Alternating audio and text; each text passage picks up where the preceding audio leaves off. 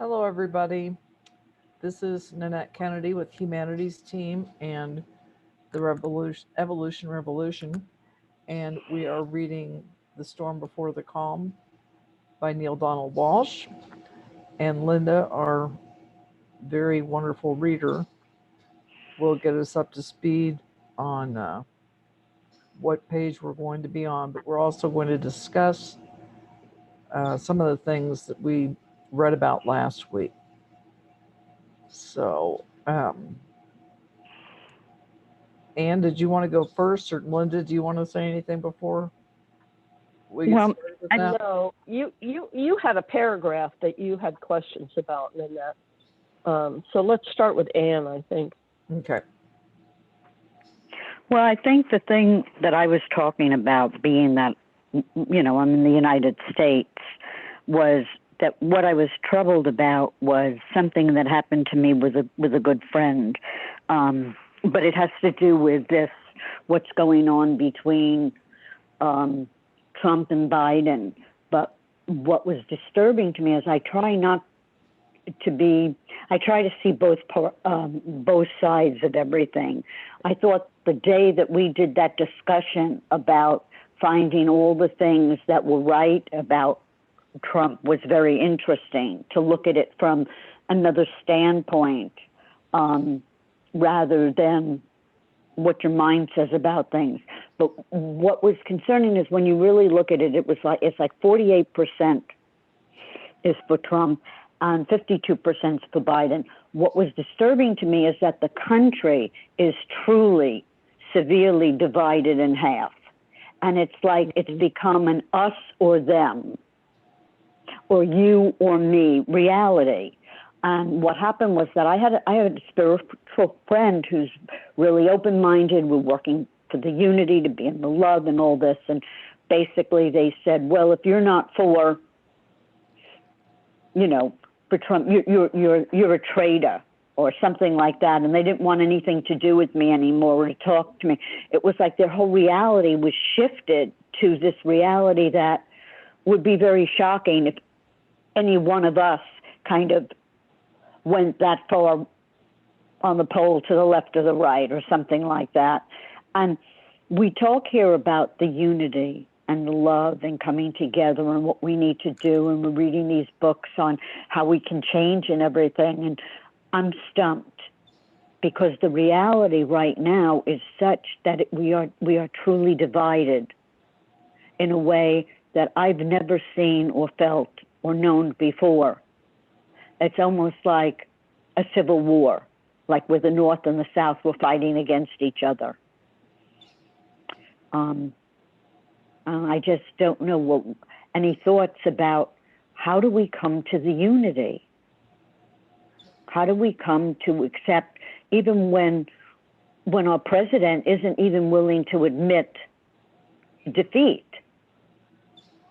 What are they going to have to do? Drag him out of there in the end? I don't know. It just, something about what's going on is asking us to look at something on a much deeper level.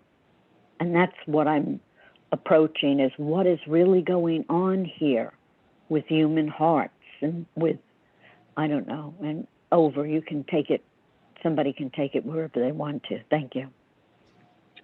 And I really appreciate your sharing because you're right. You're exactly right. And at the same time, what we probably don't all realize is we've always been divided like this. If you go and you look at Wikipedia for the list of presidents and look at the percentages, it's very rare that any president gets 50% of the vote.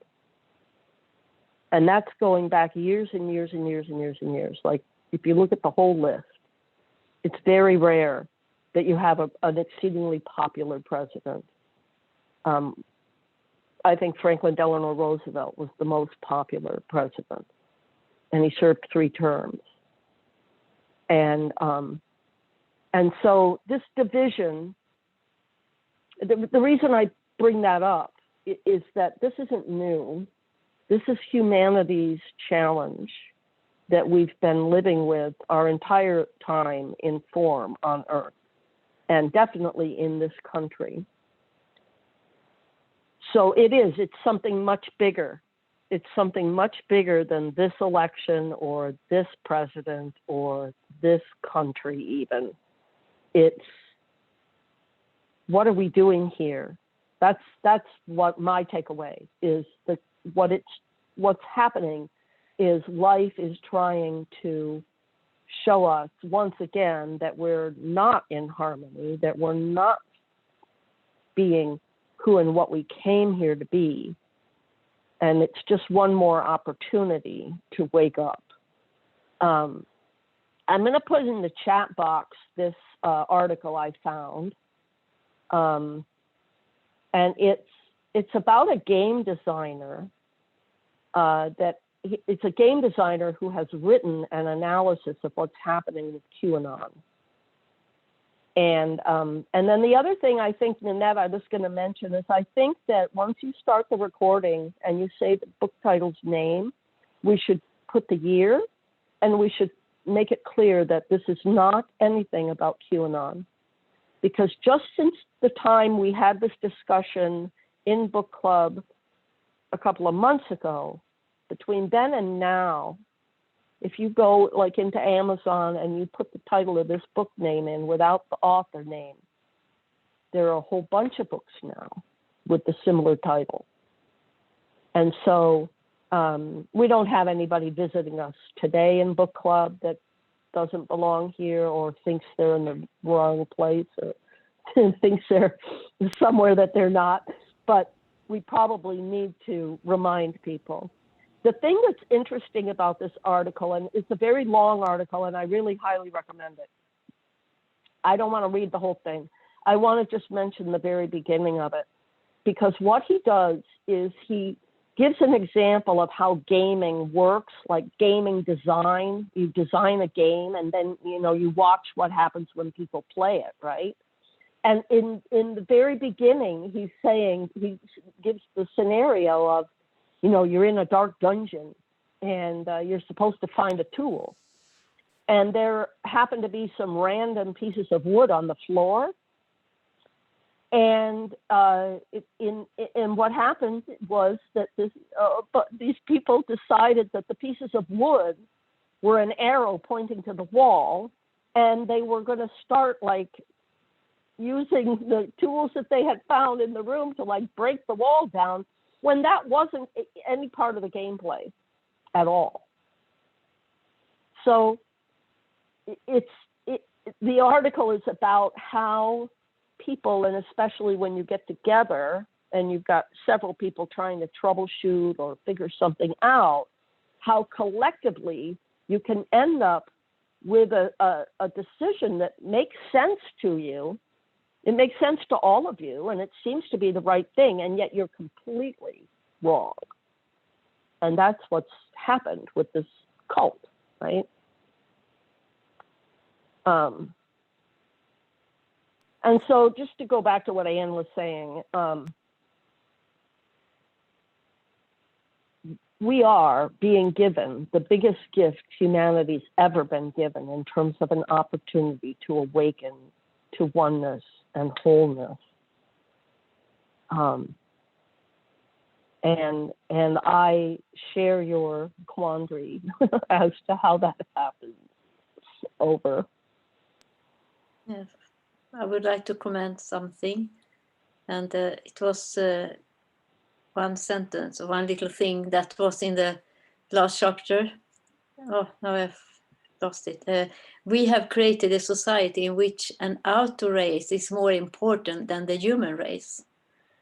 And the human race, for being human, really, it is the oneness beyond that. We can see the oneness in each other and go from there and create from there and build societies from there. And that is not what is going on either in Sweden or other places in right. Politics. It's completely different. So for me, that is so important that's why I wrote this thing. Unconditional oneness is fundamental for unconditional love to exist. And we are granted the life, but take it for granted without being united. It's just causing so much suffering for humanity. We can, I mean, is it my thing to solve it? No, it's too much for one person. It needs this connection and higher frequency. I'm sure that there are a lot of people today who have this energy, but how we connect with each other so that we can uplift and heal this separation, that is for me the most important. That was what came to me after our last reading, that sentence, and that I agree with what you said, Linda. That's it's a very special time. Yeah. Over. Yeah. Thank So the quote that Bima is referring to is on page 194. It's the highlighted quote. We have created a society in which an auto race is more important than the human race. And what he was mentioning here is that in America, all of our legislators take donations from corporations. And so really, when they're on the floor of the Senate, they should be wearing outfits very much like car racers that have the emblems and the badges of all the various people that have given them money. Then we might be more honest, because then they'd be standing there at a podium arguing a piece of legislation for a drug company, and you would know that, Faisal or whoever gave them money. And so separating money out of our process and our government is becoming more and more important.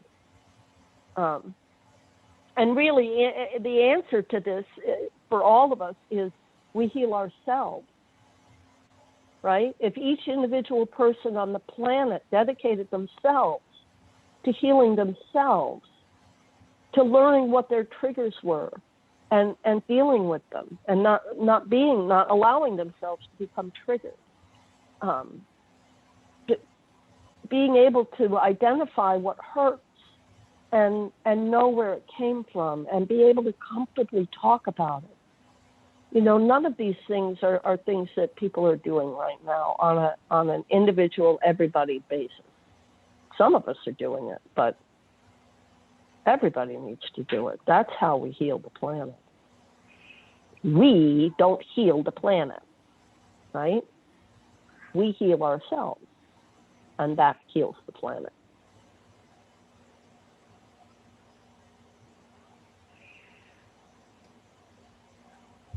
Nanette? I have a quick. What chapter did we read last time? Because this thing I'm using doesn't have page numbers. 23. We Okay. read chapter 23 last week. Okay, I'm gonna have to look for a minute. Mary, were you gonna say something? Yes, I did have something I wanted to Okay, say. go for it. Going back to what Linda said about how the country has always been divided, that's absolutely true. What's different is the, I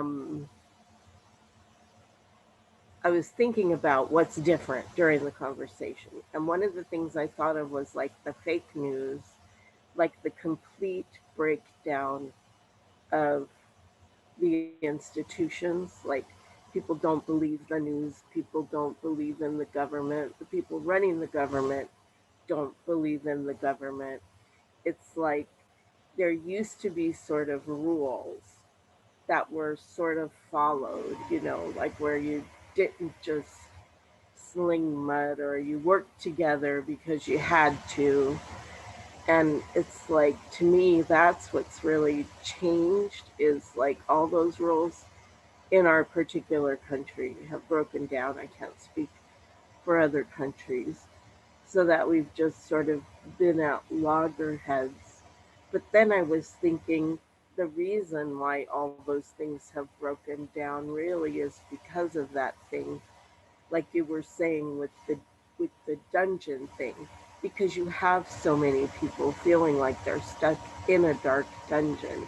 And then that goes back to the economic reality of wealth concentration at the top. And if you have like a sort of desperate populace, many of whom are just scraping by, there's no security of any kind. And even people who have more finances, who aren't the 1%, there's no security with that because people are losing their well paying jobs, and their houses and everything. Like the utter And lack their of, health care. yeah, the utter lack of concern for humanity, you know? Like there used to be a sort of social contract that involved full time jobs with benefits, and then that started falling apart. And I mean, it really is symptomatic of how the whole system has become corrupt by putting profits over people. Like money is involved in something it shouldn't be involved in. That was something that Neale talked about in this book. Money should not be in politics. Uh, Religion should not be in politics, whatever. And like culture, you know, does the well-being of humanity, like of the people, come under culture, or what sphere is that under? Whichever sphere it's under, it's fallen by the wayside as there's no concern, and the attitude is if people can't make it on their own, it's their own damn fault. And the funny thing is that even some of those are the people who are not being taken care of by the system, are supporting the people who are not taking care of them, you know anyhow. That's me, I'm always kind of bringing it back to the uh, economic aspect of things, probably because I did major in economics in college a long time ago, but I always see things through that lens. So over. Thank you. Thank you. Yeah, it's really capitalism gone wild. Yes, yes. And he said that too. It was like it was supposed to be a system for sort of exchanging goods. Like money exists so that we don't have to barter. And if I have a cow and you have a goat, that's fine to trade. But if I have a cow and you have eggs and you don't want my cow, but it's like that's why money was created, but not so that it could be hoarded by the people at the top and make life impossible for the people at the bottom. It wasn't supposed to be. Capitalism wasn't supposed to be a tool of oppression. It was supposed to be a system that made things work for more people. So But that's the real problem with it is that it birthed itself out of forgetfulness, because human beings are creative beings. And if we are, which I believe we are, divinity in form, then we ultimately never needed to create money to start with. That process occurred after we had forgotten ourselves.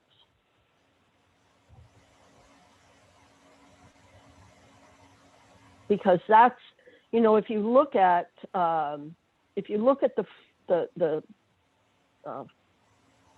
well, I don't want to, it's not a format, but if you look at the guidelines of law of attraction, the principle, that's the word, the principle of the law of attraction, it's based on energy and energy flowing, and things flowing in the direction where they're desired and wanted, etc. That is an aspect of our creative ability, right? Because we are creative beings, it's like the law of attraction sort of explains how it works, but it doesn't explain how it works in the ultimate sense, because in the ultimate sense, when we are whole and in our divinity, we are creative beings and we want for nothing. And so it's like, well, when you get to a point where you're energetically blocked and you can't create as a creative being, then what? And that's what I think money was born out of. You know, like, man, I'm having a bad day. I really need some eggs, but nobody's come along to offer me eggs or whatever. So let me take a couple of these things and go over and see my neighbor and see if I can just get some eggs. Over. I'm not saying that that's not true. I'm just saying that that's really irrelevant to the life of most people on Earth, on this planet at this point. I mean, yes, you can perfect your ability to work with the law of attraction. And there are a lot of people who don't even know it exists. So whether or not money was born that way or not, I mean, you and I differ on this point because I see money as a useful tool. And you see it as totally a thing that, to me, like as you're talking, money was a creative solution to a problem that people were having. And maybe they were having it because they fell out of line with their divinity. On the other hand, you know, in a sense, I really do feel like it doesn't matter. If I was in perfect unity, I could get everything I want. If there are still millions of people who can't, you know. But see, I think the point is, by you getting to that place, then you make it possible for them, because they won't believe it or see it until they can see it. That's why what we've done to the teachings of Jesus and Jesus himself is such a crime. Because he wasn't saying, worship me because I can do these things. He was saying, y'all can do these things.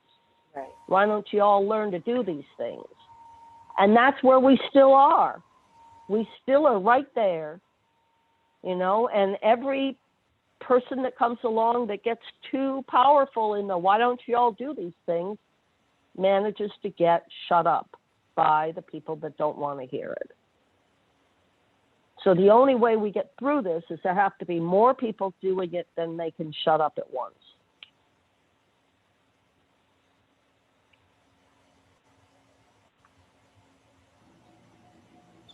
I want to add something that's occurred to me. I mean, this is the first time I've thought about it, but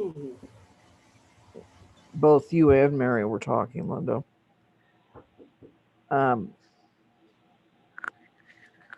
Just a minute. Somebody's knocking at my door. Yes.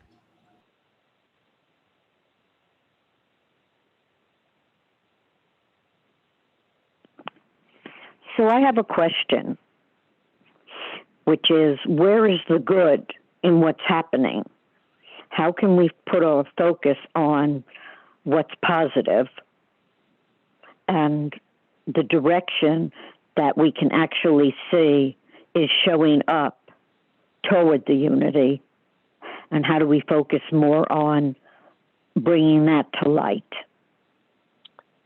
I think Byron Katie's quote is the most helpful. If you see anything in the world that's unacceptable, you can be certain your mind is confused. Right? So it becomes each of our challenges to find the good. Right? And if everything is a function of divinity, it's all good. That doesn't mean it feels good. It doesn't mean it looks good. But the first step is to let go of the judgment. Right? If you're divinity and I'm doing something you don't approve of, how do you deal with that? You have to just accept that you don't know everything about it. Right? That's what we have to do. We have to accept we don't know everything. We know what we know in our world. And if one thing that we know, which is everything is divinity, there isn't anything that isn't divinity. then there must be a reason these things are happening that divinity knows that we are out of the loop on. So rather than judging it bad, I suggest the approach is to work on getting in the loop. And getting in the loop in this case is to become the divine being that we are and function in love. Because there's no judgment when you're in love. So I'm not saying it's easy. It's very challenging. But you can look at absolutely anything that's happening and you can love it if you understand the divinity behind it. And that's where I think the word faith comes in. Right? People die every day, some of natural causes, some hideously, some from COVID. But the point is, if everything is divinity and everything is God in form, then I can't judge it. My job is to accept it. And if it brings something up in me, then that's for me to look at in me. Over. I don't know if that helped, Ian. I agree with what you say, absolutely. That is the only way. And I have just an experience when I was living in a community many years ago, for some years, and we were running a school for kids. We lived about 30 people together. And regarding money, I mean, we were all spiritual, and it was fantastic.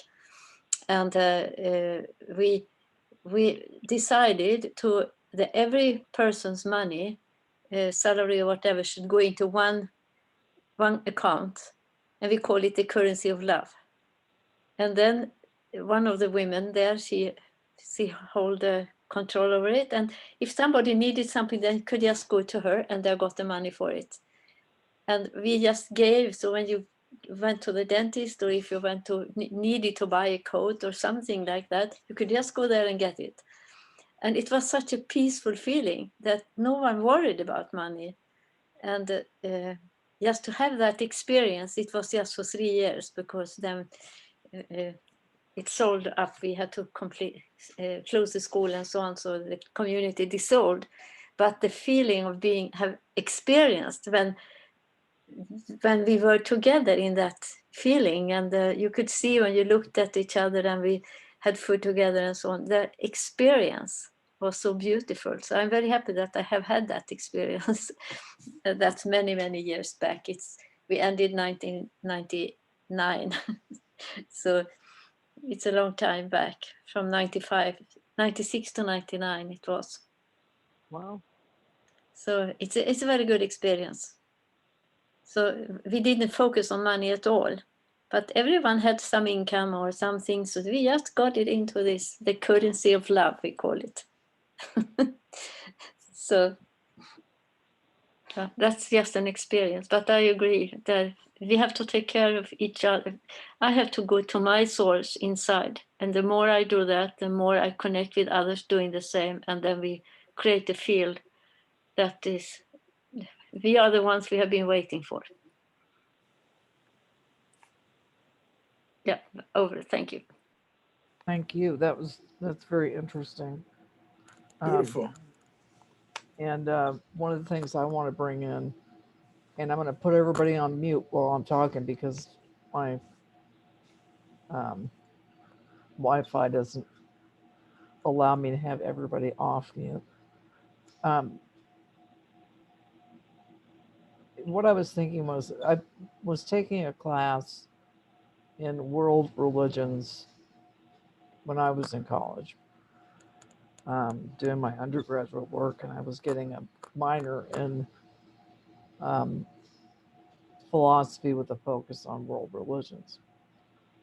And it only showed me how much I still don't know. It always cracks me up when you're like even working on a master's degree just because you have a master's degree does not mean you're a master. I never really understood that. But what I was going to say is we were doing this exercise where you could do anything you wanted to, but you needed to figure out um, things that were in common with one religion and another. But what I want to do, this comment, is if we take a circle and put the words human being in that circle, that's one thing we all have in common. But then you can go down a list of things like, oh, you shop at Safeway, so do I.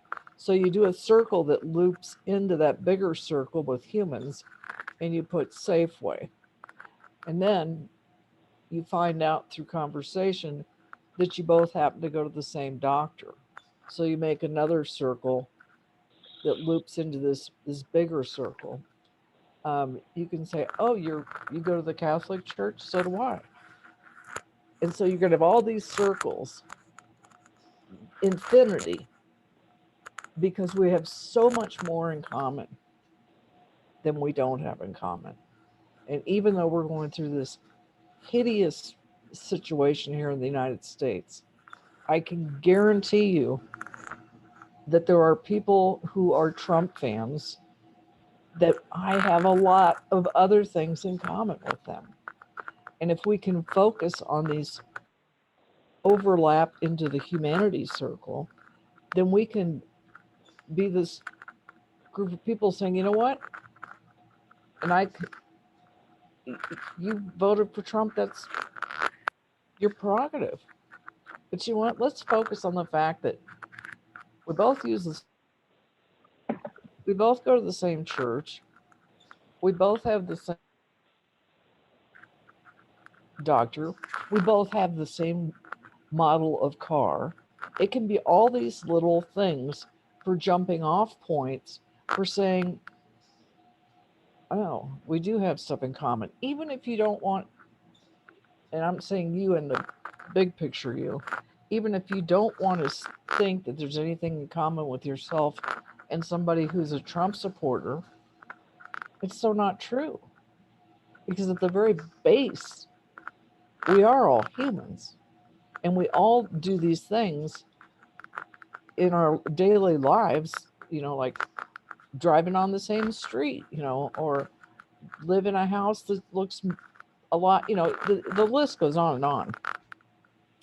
But anyway, I was thinking that if we could get to a place where somebody somewhere would say, do this exercise and you will learn that you have things in common with people you don't agree with. Because we get into this pigeonhole of saying, well, you're anti-Trump, we have got nothing in common. And that's where we start to break down. Hope that made sense. Over. The reason that it was troubling to me what happened was because this was a person that was on the same walking path with me. So we were aligned in everything as far as where we were holding things at that point in time. So to all of a sudden say, well, because you don't feel that, you know what I mean? So I'm just saying that we were in sync with everything else. We've been good friends for a long time. It's kind of like with the Civil War when brother turned against brother. They had a lot of things in common, but something else took precedent over that. Well, when you say we're in the unity should be holding us all together. And then the unity gets forgotten about. I don't know. Over.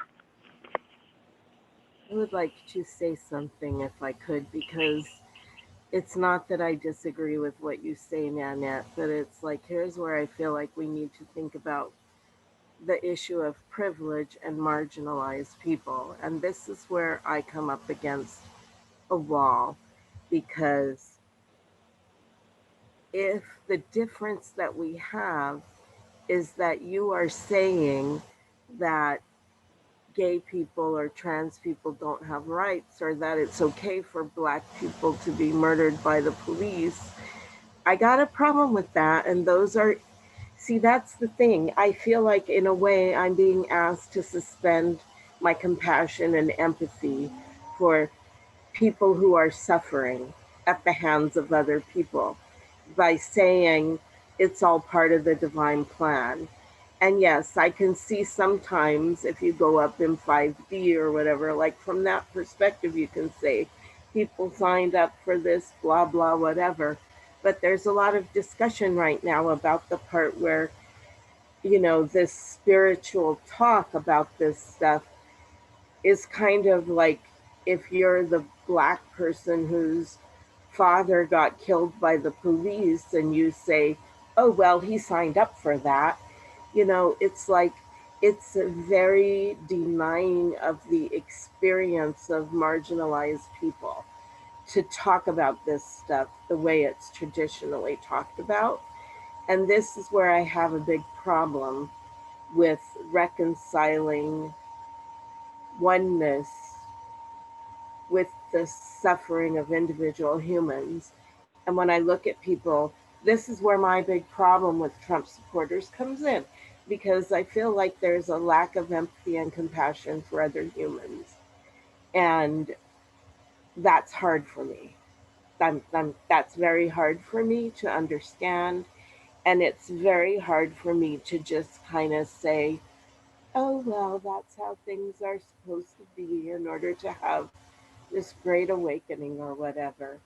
I mean, okay, I see Linda, so please explain this to me in a way that is better for me. You know, but that's where I come up against a thing. First of all, I never said they signed up for it, right? So there's a difference. There's a difference between understanding that everything is divinity and saying something like that, they signed up for it. To me, that sounds like spiritual bypassing. Because they may very well not have signed up for whatever is happening. You know, just because we came into form doesn't mean we signed up for everything that happens, I don't think. Right? We came into form, each of us came into form with the same overarching purpose: to create heaven on earth, to create the experience of heaven in a physical form, in a 3D world, to be able to experience what it's like to drink beautiful, clean water and breathe beautiful, clean air and look upon the myriad of creatures that exist on this planet. That's what we all signed up for. I don't think in any way, shape, or form that the rest of it is stuff that we signed up for. It's not that specific, right? So the quote from Byron Katie that says, you know, if you look at something and let me get it so I don't screw it up. If you see anything in the world that's unacceptable, you can be certain that your mind is confused. What it means, I believe, is that when we look at something happening, somebody doing something to somebody else, right? Let's use George Floyd, right? So when we look at that incident, if we look at it and we say that was wrong, it would seem like we're going right against what Byron Katie is suggesting. And yet I don't think we need to be, right? So I can look at what happened to George Floyd at one level, from a spiritual level, understanding everything is divinity in form. And I can look at that event and not judge it as unacceptable. Because look at it from the place of how it changed the world, right? How we're having conversations now that we never would have had that not occurred. So what world do we want to live in? Do we want to live in the world where that didn't happen? Or do we want to live in the world where that happened? And I think I want to live in the world where that happened, because now people are more awake. Now people are talking about it in ways they never did before. So yes, it was a horrible thing that happened. But was it unacceptable in the grand scheme of things? No. In the 3D world, absolutely. Horribly unacceptable. Should never happen again. Shouldn't happen to anybody. I don't know if that's helping to separate it out, Mary, or not. And I understand where you're coming from, because to stay friends with someone who voted for Trump is one of the most challenging things any of us can try and do, right? Because for most of us, or for many of us, when we hear those words, I voted for Trump, a whole bunch of things go on in our head, right? And we make all kinds of assumptions about that person. And that's really where the problem comes in, because, for example, I have a very dear friend that voted for Trump. I start going through that list, and I know that those things are not her. She's not racist. She's not this. She's not that. She doesn't think it's okay that he grabbed people. You know, I mean, so for my friend, her decision making led her to that place. She looked at the 3 pieces of wood on the floor and decided it was an arrow pointing at the wall. You know, a whole bunch of other people did it too. They were all wrong. But I'm not going to unfriend her because she made that mistake. On the other hand, if she was a person who was racist, who did think misogyny was okay, well, we wouldn't be friends. And if I had been a friend and then I found that out, well, then we're no longer, we can't maintain a friendship, because those circles that Nanette was talking about, the fact that we shop at Safeway and go to the same bank and doctor, aren't enough, right? They aren't enough to build a friendship on. Those are similarities. Those are things we can relate to. But I can't hold somebody in my heart as a friend who thinks it's okay to be racist or misogynist or, you know, all these things. I don't know if I'm making any sense here. You make sense, Linda, and it helped what you said, you know, earlier, especially. I still have trouble with being able to vote for him when he did and said all the things he's done, and especially the second time after everything that's happened. You know, I have issues and I am working on them, but it's like, I've asked Trump supporters, like, if you don't agree with these things, then why did you vote for him? And nobody's ever answered that. And that's part of my issue, is that I tried, before the first time he was elected, I tried to have conversations with people, and their attitude was always, I can vote for whoever I want to, and I don't have to explain myself to you. And I'm like, that's absolutely true. But I'm trying to understand something. And if the people who are doing the thing I don't understand are none of them willing to help me understand, then that helped them get put in a little box too, you know? It's like, it's not all just me putting them in a box. It's, they help put themselves in the box sometimes. Anyhow, what you said was very helpful. Thank you. And I just want to add one thing. When I started this isn't I just want to make clear that this isn't about who you voted for or who you stand for or something like this. This is more about the us or them reality, or anywhere where we're finding ourselves in this place of truly being in a place where we're truly divided and we're not working for the same thing, though we all want the same thing. We all want the same outcome, but the division won't allow us to create a way to get there. I want to step in here. I understand what you're saying, and I also think it's a natural crossover from what you said to talk about something that's in our face right now. And it is in our face about the dichotomy of our leaders. And it's a frightening time, and I want everybody to feel comfortable about voicing anything they want to the situation.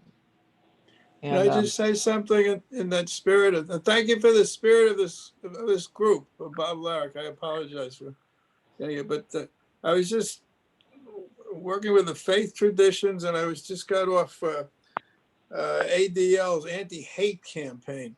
And the issue I was trying to tell them is the issue of individualism as well as compassion, and the idea of individual human rights, the need to accept that we're all different in many respects, but the idea of good must come from evil, I think, is some of the things you brought up, and that we all need to be less hostile and hateful and more compassionate, as Mary was saying, and more inclusive, that we're all human beings with human needs, Maslow's hierarchy, etc.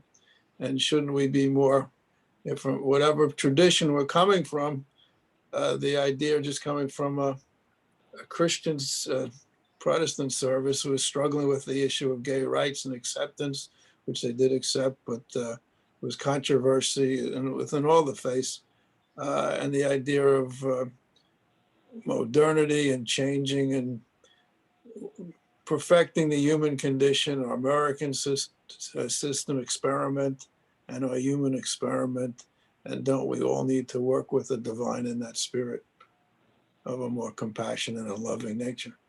So thank you for your loving nature. Thank you. And we're running overtime, so I'm going to have Shabana do the closing here in just a moment.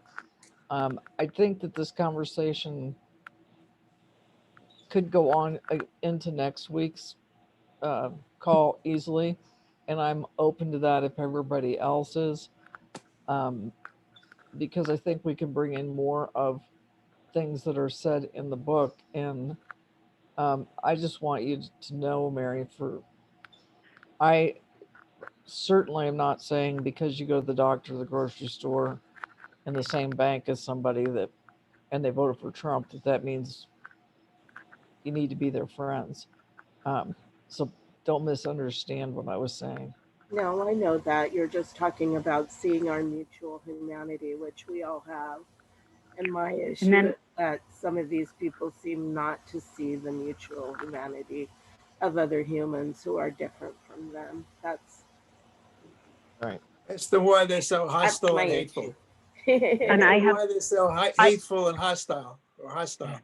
Right. I also have a suggestion, is somehow if we can take this discussion and tie it back into the book and what Neale's saying, and see what we can do in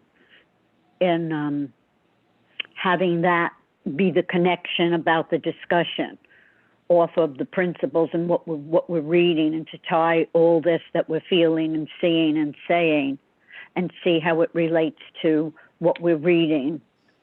And anyway, and tying it back to that. That's my suggestion. Which I think we are. I'm not saying we're not doing that. I was going to say, I think we are. Yeah, I think we are. I mean, I didn't want to miss them. Without labeling the exact quote that Neale wrote about, but I think that we all are. And anyway, let's do the closing. or we're going to be here till tomorrow. We won't have to worry about next week. But Shabana, would you like to do the meditation?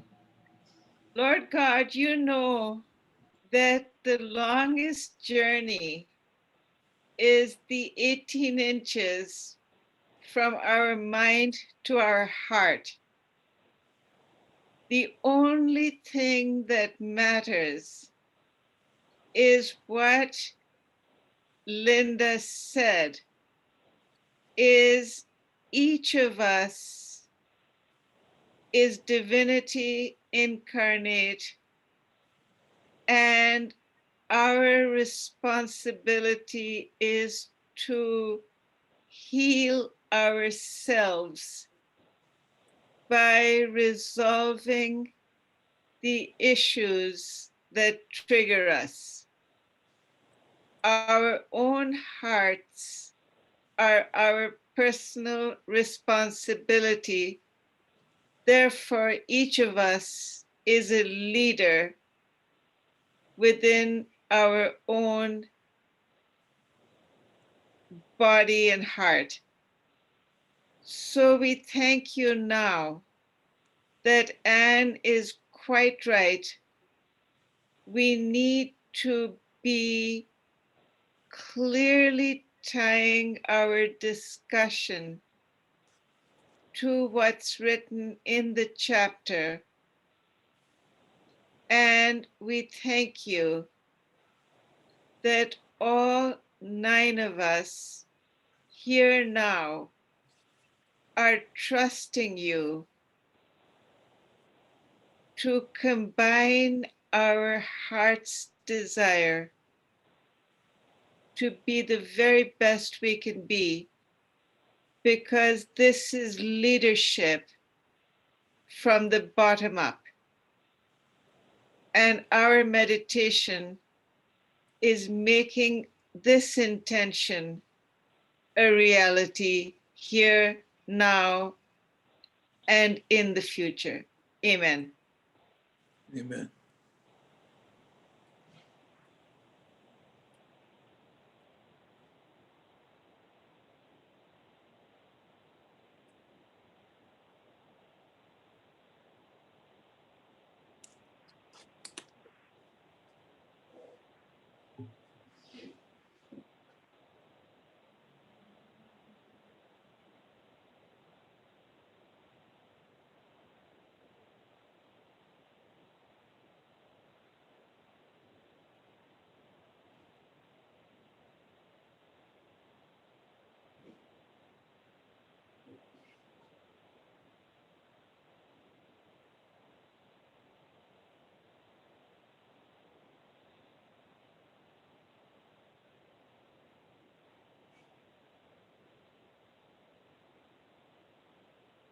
Thank you, everyone.